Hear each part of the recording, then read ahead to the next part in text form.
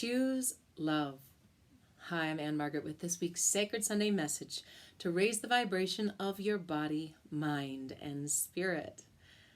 So, I was inspired to do this talk today because of a dear friend of mine, Andy, Reverend Andy, I should say, Carlson, who invited me to be a part of a group this morning, which is a church in DC, a Unity church, to sing some music and play some music for their gathering. And the topic was choose love. And I thought, well, that's perfect. And I had to delay my typical time today, push it back a little bit to accommodate that. But I thought, well, why don't I just focus on that today? That sounds like a beautiful idea. So in preparation for this, providing the music for this group in DC, I wrote an original song called Choose Love, and so it got me in that mode of brainstorming about how powerful it is, just our ability to choose. And today I'm going to share with you one of my favorite passages on love from the prophet Khalil Gibran. He's one of my favorite poets, one of my favorite authors and teachers, and we're going to break down line for line what he means, or what we're going to chew on it a little bit today, because so oftentimes it's so difficult to choose love. Sometimes we want to choose to leave. We want to choose, and maybe that's the loving choice. So we can get into that a little bit more as well today. But that love is not just the feel-good, comfy, juicy sort of part of our lives. That love can also be a very fierce teacher. It can be something that comes in form of a great challenge or great adversity that we don't realize our soul is choosing, perhaps if that's how you see it, or maybe it's happening to you, right? But it might be one of the greatest gifts that you ever receive, is not having your way, or not getting something that you would hope for, or having something crumble or die that you wanted to live forever, or you wanted an aspect of that part of yourself really have longevity. Love is a teacher. It's such a teacher. So let's look at this beautiful poem and go line for line. And I've put in the notes a reference to this book, as well as some essential oils that are great to reconnect you, as well as some upcoming events. So thanks for joining me. All right, let's dive in. So The Prophet is one of the greatest books I think is ever written. So if you don't own this book, I've read it, I don't even know how many times. But it's the book I also use in my teacher training to teach teachers how to lead meditations, and they lead meditations through this book too. So it's a very precious book to me, and I hope you'll enjoy this passage, okay? And it's pretty phenomenal, pretty deep and dense. So here it is for your Sunday, okay? And he raised his head and looked upon the people, and there fell a great stillness upon them, this prophet who's speaking to his people. And he said, when love beckons to you, follow him, though his ways are hard and steep. And when his wings enfold you, yield to him, though the sword hidden among his pinions may wound you. And when he speaks to you, believe in him, though his voice may shatter your dreams, as the north wind lays waste the garden. For even as love crowns you, so shall he crucify you. Even as he is for your growth, so is he for your pruning. Even as he ascends to your height and caresses your tenderest branches that quiver in the sun, so shall he descend to your roots and shake them in their clinging to the earth. Right? Sometimes those things from life will go to the root of who we are to help heal some other aspects that might be more suppressed. So let's go on. Let's keep going. Like, we're talking about love here, right? So like sheaves of corn, he gathers you unto himself. He threshes you to make you naked. He sifts you to free you from your husks. He grinds you to whiteness. He kneads you until you are pliant. And then he assigns you to his sacred fire, that you may become sacred bread for God's sacred feast. So in this portion of the passage, he's using the metaphor of baking bread, right, from scratch, and that the actual grain needs to go through a dissolving or a breaking down, and even a crushing. And we know that life can be incredibly like that, right? It can be completely crushing. It sifts you, it grinds you, it kneads you, it threshes you from your safety zone, and then puts you in the oven. We can feel that sometimes too, can't we? When we're under that spotlight, or when we're under the pressure of things going a certain way, and we must fully surrender and allow them to bloom like we need to. So this beautiful metaphor also with love here. And he continues on and he says, all these things shall love do unto you, that you may know the secrets of your heart. And in that knowledge, become a fragment of life's heart. So doing this so that you can know what's really in your heart without adversity, without the joy and the blessing and the pleasure and the pain and all of it. We'll never know our true self. We'll never know our potential. We'll never know our capacity to create as sovereign creators in this life. So it is disguised sometimes in a beautiful, pleasureful disguise of love, or sometimes it's very painful. Sometimes it breaks us down, okay? Here it goes. It gives you a little warning, all right? So it says, but if in your fear you would seek only love's peace and love's pleasure, so if you're only looking for that from love, then it is better for you that you cover your nakedness and pass out of love's threshing floor into the seasonless world. The seasonless world. So you won't have all the gamut of this human experience.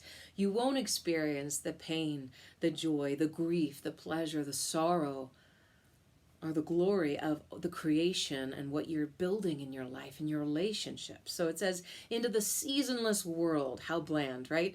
Where you shall laugh, but not all your laughter. And you shall weep, but not all your tears. So it's saying if you're just looking for love's pleasure, for love's beauty or love's peace, don't even go into it, because you're going to miss the whole point. Rather, go into this mundane existence that you've got, where you're trying to control everything with your ego. You're trying to keep things in this tight little box of your comfort zone, and just be there instead, because you're not worthy of those greater lessons of love that don't just come from pleasure or from peace, okay? But you're going to be robbed of the fullness of this human experience. Keeps going, and he says, love gives not but itself, and takes not but from itself. Right? Everything. Love possesses not, nor would it be possessed. So that freedom, the freedom of love, the freedom of sharing that love, of receiving that love, allowing, if you're going to send love out, you must hold that hand out to be receptive about receiving it. So many of us struggle with that, right? We're like, I don't understand. I'm exhausted. I'm giving, but I feel like I'm not receiving back. We have to remember that this is a two-way stream. And we have to be as diligent at staying open to receiving love as we are to giving it, and vice versa, right? We have to stay as open to receiving that love as we are to giving it, all right? Sometimes we get stuck in the opposite, don't we? We just give, but we're not ready to receive, or we just want to receive, but we don't want to give, okay? For love is sufficient unto love. Isn't that beautiful? For love is sufficient unto love. That's all we need. Some people speak of God in this way, and they say, well, and you can use source or wisdom or love in the same way interchangeably, but like this part of my life is God, and that part of my life, well, that's work to make money and make a living and be secure provide for my family, etc. Or this is God, where all of my friends are my close relatives, but this isn't, because those people really drive me crazy, and they are so lost, and they just try and make my life miserable. Well, we learn in a lot of different teachings from a lot of traditions and a lot of religions and spiritual guides. We learn that God is omnipresent, omnipotent, right? Omnipresent in everything, everywhere. And what this line is saying in this beautiful book, The Prophet, about love is, for love is sufficient unto love. Love is. Love is everywhere. It's not trying to grasp. It's not trying to take. It's not trying to push away. It is. So it goes on and it says, listen to this. It says, when you love, you should not say, God is in my heart, but rather, I am in the heart of God. All right? It's beautiful, right? So it's not saying like, God's in my heart now. It's more being that channel of being, recognizing that love, the source, the only source of love, to quote Andy from this morning, the only source of love is that oneness, is that source, that God energy. So we're just to be this channel to allow it to pour through us. So we're not trying to, have God in my heart now, but be in the heart of God. Be in that energy, that never-ending, abundant channel of love, of generosity, of truth, just by being open and allowing that to drop in through that crown, wash through the conduit that is your chakra system, and root it into this earth plane. Root it here, into the here and now, in your family, in your work, and yourself. Let it come through you. Because we know that there's a trap here, right? With love, we know this. Like we give. And giving from our heart is more like this action rather than this action. It's more coming from that there might be a scarcity. We're give, rather than just expand that love, that loving frequency from our own hearts. All right? It's not we're giving from this supply. We're resonating energetically from that source energy. So we never have to tire. We never have to be depleted of that pouring through us if we are open to receiving that. Maybe it looks like rest. Maybe it looks like work. But being open to that channel all the time of bringing it down through you first, right? Putting on your own oxygen mask before you put on another's, right? So allowing love to pour through us first, and then allowing that to resonate outward. All right, sharing with those around us and seeing that through our own filter. All right, so let's keep going. We're almost done here with this. So it says, when you love, you should not say, God is in my heart, but rather, I am in the heart of God. And think not you can direct the course of love, for love, if it finds you worthy, directs your course. How often are we so obsessed with, am I doing this right? Am I living my life as well as I should be living it? Am I being a good enough friend? Am I treating my husband or my wife or raising my kids in a loving or integral way, like integrous way? How are we moving through life? We always ask those questions, right? But if we are in alignment, and that's what he means by if it finds you worthy. If you are choosing to be in that alignment, have your words match your actions, as within so without, not showing one face to the world and then one face inside, or one truth out your lips and another truth as you're living. But if you are in alignment, and we all get out of alignment, it's human, we don't have to be perfect, don't misunderstand this, right? You are never going to be perfect. This is the journey of being human, so let it go. But if we are seeking for that alignment and open to it, then love, God, whatever you want to say, will direct your course. You'll see the signs that open the doors to your heart's longing, whatever you want to manifest. You want to write a book, you want to start a new career, you want to attract the perfect relationship. Love will direct that course. You don't need to worry about, am I doing everything right? Am I being so diligent with my schedule? Yes, the structure is always important. Action is important. You can't just feel your way into manifestation. That's only one piece, right? So being in alignment with knowing that you're worthy of what you desire to attract by constantly keeping yourself in that flow, in that receptive flow of that abundance of loving energy, that God oneness that's always there, always there. You just have to be open to it and stop believing the false beliefs, the lies that you're telling yourself about yourself or someone else or the world.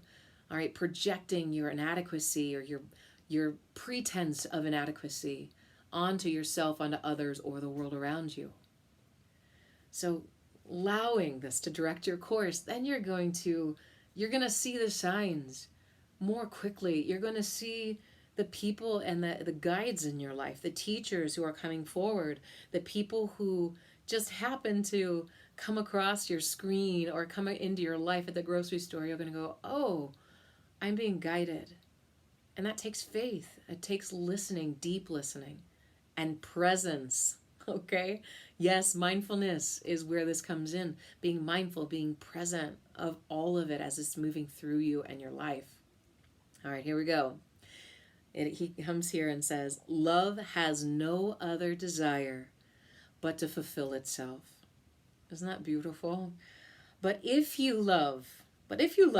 you're daring to do this and you don't want to go run back into your own comfort zone or just see love as rainbows and chocolates and flowers on Valentine's Day or whatever it is, if you're really ready to go into that beautiful threshing floor of love that is like that metaphor of bread that is going to strip down every false thought you had about yourself and allow the ego to take a back seat, because the ego can't drive the bus when you are committed to love, when you're committed to that soul purpose, when you're surrendering to that guidance.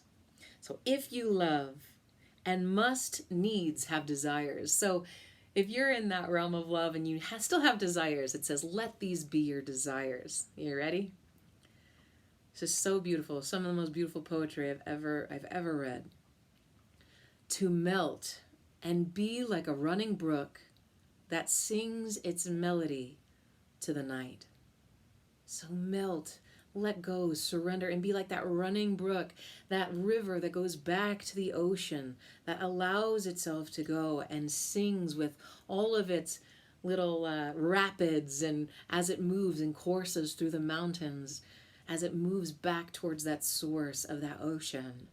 To melt and surrender. It's not beautiful, right? To melt and be like a running brook that sings its melody to the night. To know the pain of too much tenderness.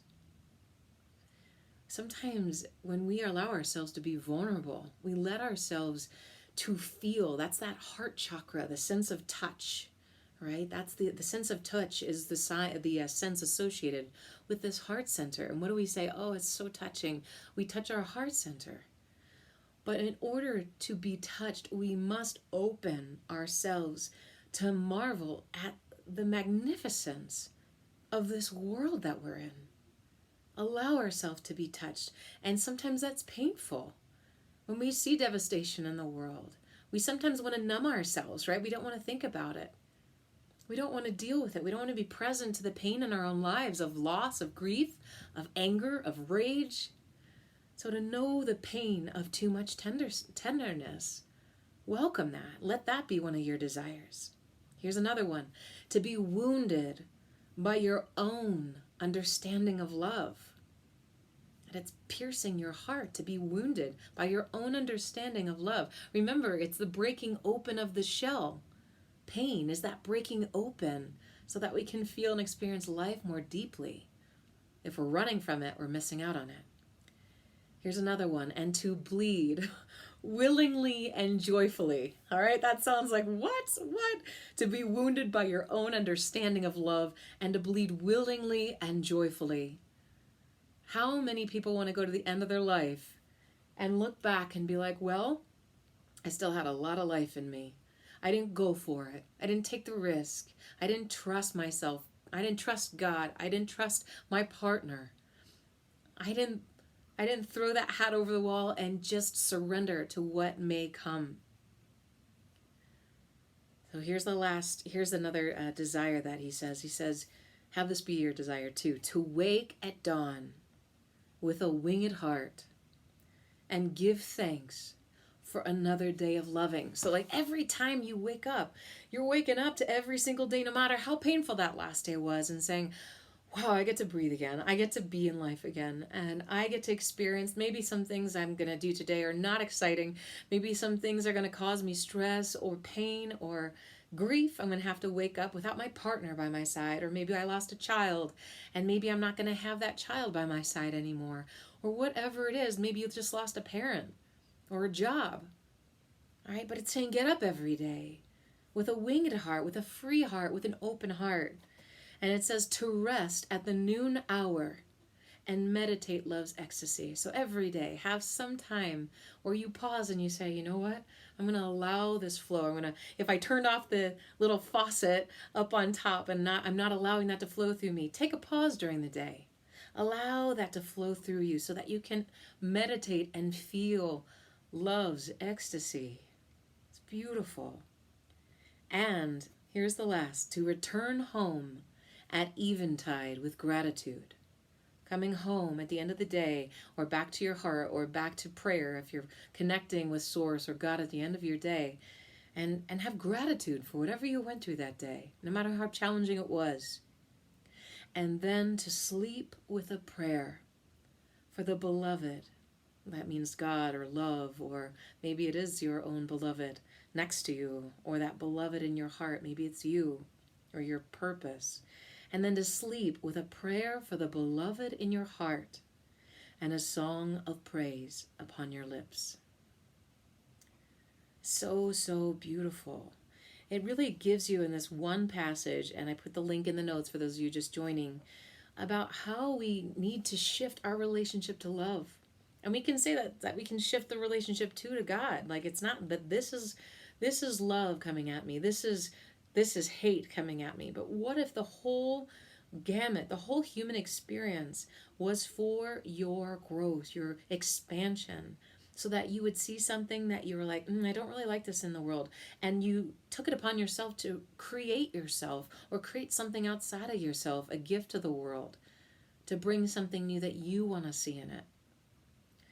Okay, guys. So once again, that's the Prophet Khalil Gibran, one of my favorite passages, passage on love. Go meditate on it. You can read it every single day this week if you want. That'd be really a beautiful practice. So thanks for joining me today. And until next time, keep raising the vibration. All right, check the notes if you need one-on-one sessions or relationship coaching with you and your partner.